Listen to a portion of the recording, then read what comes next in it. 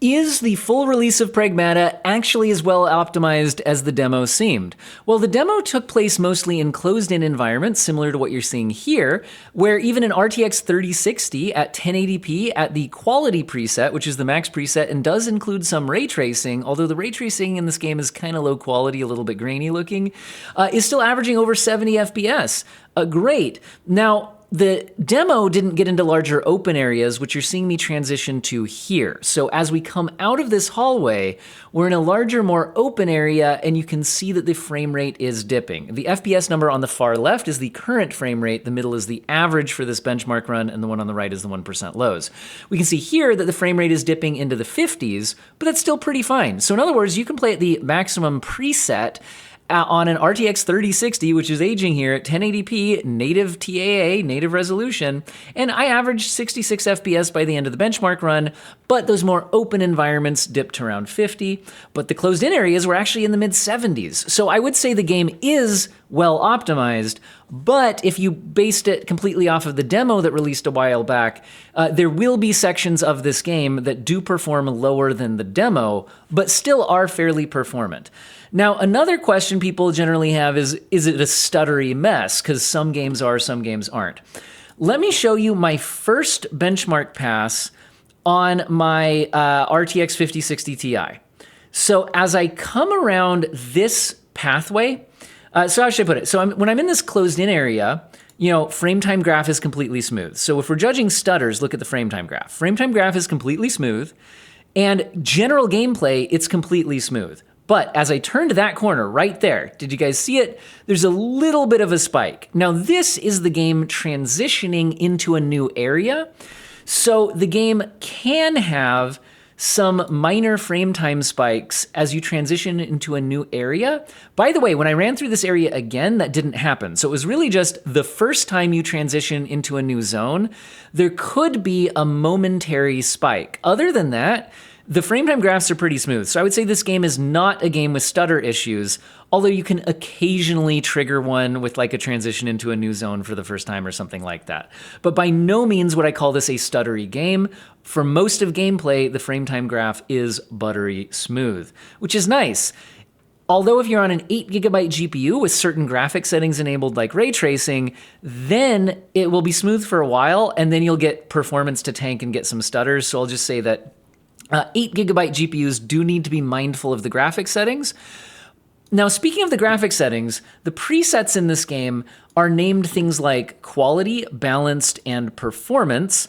I think there's also a minimum, but they're not named things like medium, high, and low. Also, there's individual graphic settings that can be turned higher than the maximum preset, which is called quality. So now, we saw the RTX 3060 could handle 1080p native resolution on the quality maximum preset. However, individual settings like path tracing can be turned on, which do tank performance. So, can an RTX 3060 handle path tracing in this game? Well, to be honest, a lot better than I expected. It's an RTX 3060, and this is path tracing. In the more closed-in environments, if you're willing to go down to DLSS performance mode, which admittedly is a 540p internal rendering resolution, you actually can get around 40 FPS, which I would deem as playable, but probably not how I would play the game, and the 540p internal res does look a bit soft. Now, as we transition into the more open area, performance is going to drop more down to about 30 FPS, which again is technically playable, but these wouldn't be the settings I would use. So in other words, I'm not going to turn on path tracing on the 3060, although you could and have a technically playable experience if you use really aggressive DLSS. By the way, when you enable path tracing, ray reconstruction is enabled by default, but you can't use ray reconstruction on the normal ray tracing method in the game, which I think is unfortunate because the normal ray tracing is a bit noisy. Also, speaking of the path tracing mode, you can't enable it on non-NVIDIA GPUs. So AMD and Intel GPUs are out of luck if you're trying to use the path tracing mode. So for AMD and Intel GPUs, the quality preset is essentially the maximum settings, although some individual settings can still turn up slightly higher, but the most impactful one is path tracing, and we can't do that if you're not on an NVIDIA GPU. We saw a similar thing from Capcom with RE Requiem, and overall, I don't like that. Even if it's not performant on the other hardware, I would like it to at least be available to turn on the other hardware. So I don't like that. But aside from those minor complaints, overall things are pretty good. What we're going to look at next is a bunch of side-by-side footage of what I would consider like lower end or budget GPUs. So we've got the Intel Arc B580, we've got the RTX 3060, and we have the RX 6700 XT. Now, what's kind of interesting about all of these is they have similar pricing, although you have to get these in the used market now, and these can be hard to find at their MSRP. These are all in the kind of like $200 to $250 range if you're talking about used market for these. So I'm kind of looking at if you have an older mid-range system or you're building a current system on a budget and you're buying used, or if you're buying new on a budget, there's the Arc B580. So how do these perform? Well, what we're looking at next, and I'll start playing the footage, is 1080p native TAA, so native 1080p at the quality preset. So remember, that's like your highest preset that's not like a DLSS setting, so the naming's a little bit unfortunate here. This preset does include ray tracing, so we're actually even looking at an older AMD GPU with ray tracing against the RTX 3060, and I'm simulating an actual older system by using a Ryzen 5 5600X, and you can see the CPU usage up here. Interestingly, watch how the Arc B580 is currently matching the performance of the 6700 XT. But if you look at my relative performance down below, you'll see that it finished tied with the RTX 3060, which means at some point the performance dips. Where does it dip? It dips when we reach the open environment. So notice, right as we turn this corner, the FPS on the left, the current frame rate for the B580 is now well below the RTX 3060 even, and miles below the 6700 XT, which is still out ahead. So for whatever reason, I noticed that my Arc B580 doesn't handle this open environment very well at all. All the GPUs drop performance when you get here, but it drops the worst. I don't know why exactly. Its wattage also drops at this time, so something is unoptimized here for the Arc GPUs. But they all finish with decent performance, averaging 67, 66, and 80 respectively. So the 6700 XT finishes the best, and it has a 20% lead over the RTX 3060, despite ray tracing being enabled. So this is pretty light RT implementation. And again, the B580 finished over 60 FPS average, but it did dip pretty significantly in the city section. So do keep that in mind. Now, the next thing we're looking at is changing the graphics settings. So now we're looking at the balanced preset. This is still native TAA, so not balanced upscaling. This is native TAA. But it's kind of in the medium graphics preset, or one notch down on the graphics presets. This also automatically turns off ray tracing. Ray tracing is automatically enabled on the quality preset, but automatically disabled on the balanced preset. And here we can see that all the GPUs finish with good average frame rates at 76, 77, and 101, with the 6700 XT increasing its lead to 31%. Over the RTX 3060 now that the ray tracing is turned off. But notice in the city section, the Arc B580 is below 60 FPS, whereas the 3060 maintains in the mid-60s, and the 6700 XT is actually still in the mid-80s, even in the more open area. So what you can really see is that these GPUs can play at native 1080p, especially on the balanced preset with a good experience. But again, the Arc GPU kind of has that weird behavior as you get into the more open areas. Now, if we look at the performance preset, again, not performance upscaling, this is native 1080p, but the lower graphics preset, which also has no ray tracing, we're seeing that average frame rates for the Arc B580 is 99, RTX 3060 is basically tied at 102, and the 6700 XT is still about 30% ahead at 132 FPS average. Again, the B580 was ahead of the 3060 in closed-in areas, but still takes that massive dip in this more open area. So that seems to happen regardless of the graphics settings that we're using. But even the B580 is now well over 60 FPS here. So basically, no matter what you do, and you can choose a lot of different graphic settings here, these budget GPUs do completely fine at native 1080p. But what about 1440p? That's what we're looking at now. So this is 1440p native TAA at the quality preset, so the highest preset, which does enable ray tracing, but not path tracing. We see that all of the GPUs average below 60 FPS. Now, in the more closed-in environments, some of the GPUs were over 60 FPS, but once you get to the more open area, they do all dip below 60 FPS.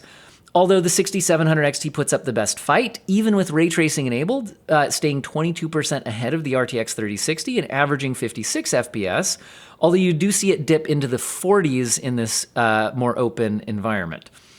Whereas the 3060 dips into the upper 30s and the Arc B580 dips into the mid 30s. So I don't think I would really use maximum native TAA settings on any of these GPUs, but I tried using upscaling on the 1440p output and staying at the quality preset, including the RT. Now, this does boost the average frame rates to 66, 63, and 82 respectively. However, for the 6700 XT, you're stuck with FSR 3, which doesn't look amazing on the balanced setting. The DLSS looks better. And the Arc B580 also had to rely on FSR 3 for upscaling since I did not see XeSS available. Now, I'm looking at a pre-release version of the game, but I think it's pretty representative of the final product. So maybe, hopefully in the future, XeSS could get patched in. I would like to see that as a future update. It's unfortunate it's not available now, so that's again just one of my minor gripes here. Now, the 6700 XT maintains well above 60 FPS even in the open environment, and the 3060 is just a little shy, but the B580 was dipping into the upper 40s. Now, what if we go back to native 1440p, but go to the balanced, or I guess you could kind of call it medium graphics preset? Now I'm actually noticing that I think I have a typo, guys. This does not include RT. This would be no RT. No RT. This says no RT on my shirt. You might not be able to see it. Anyway, the balanced preset does not include RT. Here we're seeing the average FPS at 56, 55, and 69, which is pretty nice, although it does dip below 60 in the open environment, even on that 6700 XT. Notice that now that ray tracing is turned off, the 6700 XT has increased its lead to 25%. But again, we're still seeing the B580 dip the lowest in the open area, and the RTX 3060 is dipping to around 50-ish FPS. The 6700 XT is mostly good here, though. Using these settings on the 6700 XT could be fine. Now, here I'm looking at staying at a balanced preset, but also now enabling balanced upscaling. Again, it kind of sucks that we're stuck with FSR 3. But it is what it is. The DLSS balanced does look better. Overall performance-wise, we're now hitting 73 average on the B580, 70 on the 3060, and 101 on the 6700 XT, giving it a 44% lead over the RTX 3060. Again, it helps to not have RT. Remember, my shirt says not RT. Okay. So overall performance here is pretty good.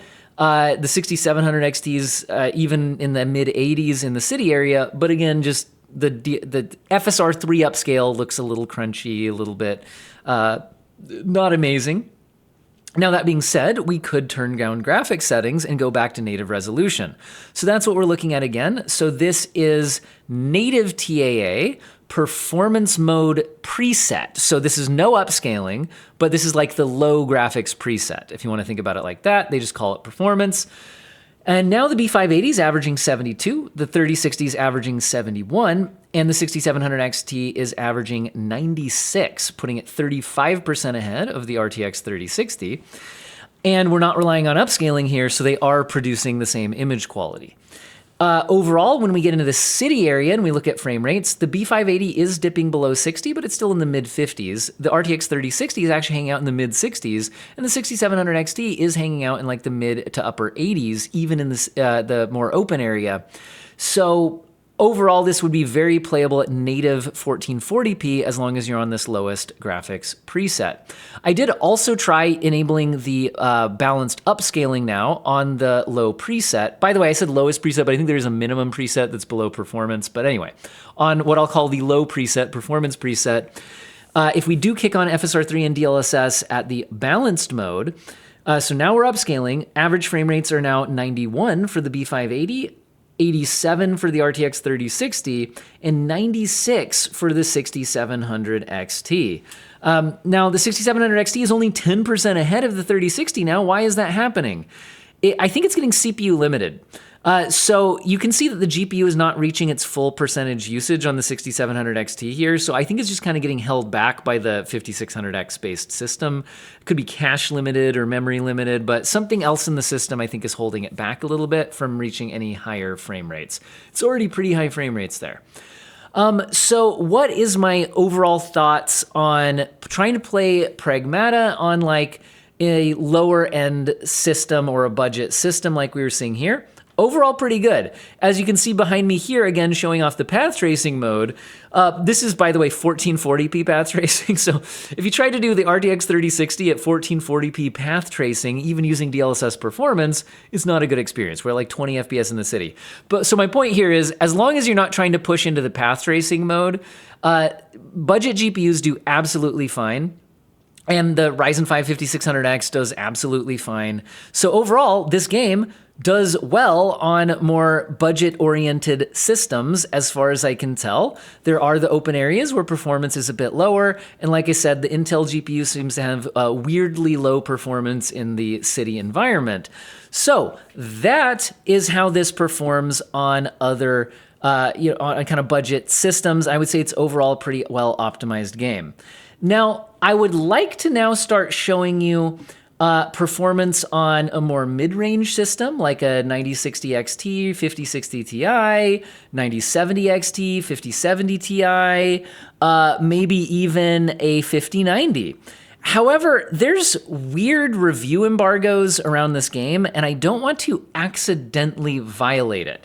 So this is from Capcom. So when I got review access for the game, you get this like sheet of review embargoes.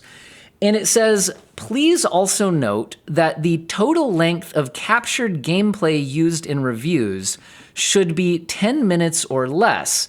And you'll notice that my video file I've been showing you here of side-by-side footage is exactly 10 minutes long, 9 minutes and 59 seconds.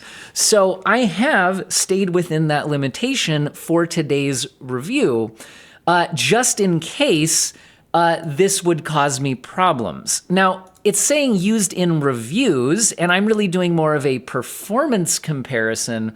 So let me just say that to avoid any possible issues, I'm going to break out performance on other systems into other videos. So tune in later today, or at the worst tomorrow, but probably later today. And if you're watching this video in the future, they're probably all published by now anyway, so look at the channel. And I'm also going to be showing you 9060 XT versus 5060 Ti. And I'll also show you 9070 XT versus 5070 Ti. And I did also benchmark my 5090. Might as well throw that in there as well to see like, what does this look like at maxing out path tracing at 4K and all sorts of things. Last thing I'll finish today's video with, though, is regarding choosing your graphics settings. Because as you can see, even something like an RTX 3060 does seem to be able to handle the ray tracing in this game. Even older AMD GPUs, like my 6700 XT, can handle the ray tracing in this game.